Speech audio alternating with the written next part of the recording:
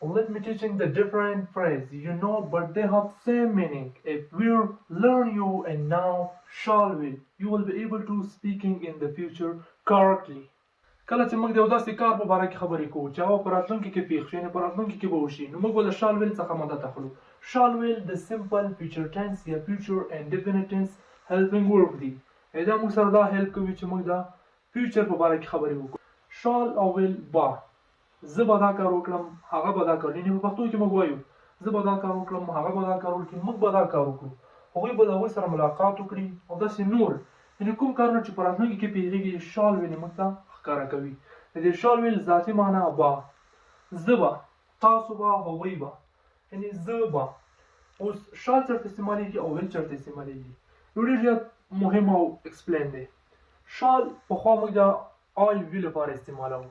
شال به موږ پخوا د آی وي لپاره استعمالوو.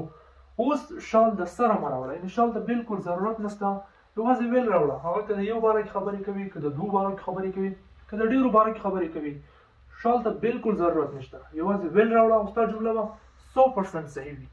یعنې شال به پخوا د آی وي لپاره استعمالېده، اوس شال بیخي مه راوړه او یوازې ویل استعمالوه. دا شال ستاسو په نورو ځایونو کې په کار کېږي، خو هغه لرې خبرې دي. I will go to market tomorrow. زه به سبا بازار ته ځم. I will go to market tomorrow. زه به سبا بازار ته ځم.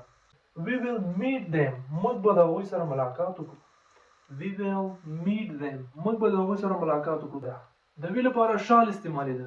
اوس موږ شال نه دی راوړی او شال مو نه دی کارولی. د وی لپاره مو هم ویل راوړی ده، لکه we will meet them. موږ به د هغوی سره ووینو. I will call you back.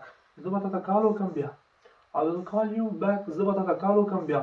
که تاسو پام کړی وي د آی لپاره هم شال استعمالېده، خو موږ شال نه دی راوړی، یوازې ویل مو راوړی ده. لکه چې له ویل سره جمله صحیح راځي نو شال ته څه ضرورت دی؟ No more study, no more example, but only explain.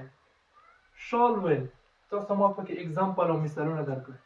شال او ویل د هر یو د پلورل وي، مثبت وي، د یو په باره کې خبرې کوي، که د دوو بارو کې خبرې وي، که د هر څو باره کې خبرې وي، جمع وي، مفرد وي، یوازې ویل استعمالوه. شال ته ستا ضرورت نشته. شال به پخوا د آی وي لپاره استعمالېده، اوس شال د سره مه راوړه، یوازې ویل استعمالوه. ځکه چې له ویل سره ستا جمله صحیح راځي، کریکټ وي، نو شال ته څه ضرورت دی؟ دا شال تاسو په نورو ځایونو کې په کار راځي. انشاءالله په باندې به هم یو کمپلیټ ویډیو زده کول غواړم.